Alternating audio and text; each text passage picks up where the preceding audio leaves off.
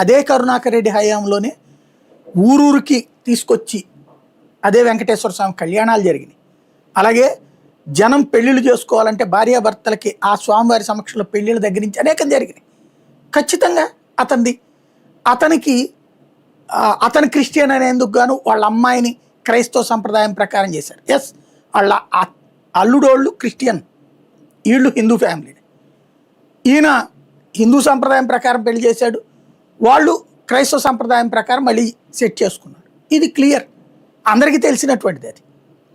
అది దోషమా వాళ్ళ అమ్మాయి వాళ్ళ అల్లుడు క్రిస్టియన్ అయితే ఈయన క్రిస్టియన్ అయిపోతాడా, కన్వర్ట్ అవుతాడా ఈయన? ఇది పాయింట్స్.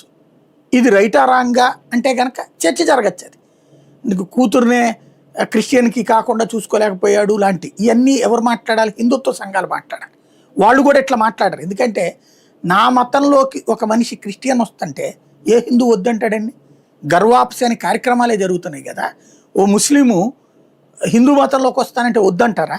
ఏ హిందూ సంఘమైనా ఈ మతాచారాల ప్రకారం పాటిస్తానంటే వద్దంటారా? ఇవి సహజంగా జరగాలని కోరుకుంటాడు హిందూ.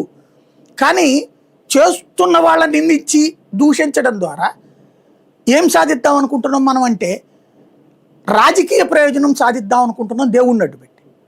ఖచ్చితంగా లడ్డూకు సంబంధించి గతంలో బ్రిటిష్ వాళ్ళ హయాంలో కూడా జరగనంత జరిగింది. ఇప్పుడు ప్రచారం కారణంగా ఆ ప్రసాదాల పట్ల నెగిటివిటీ క్రియేట్ కావాలి.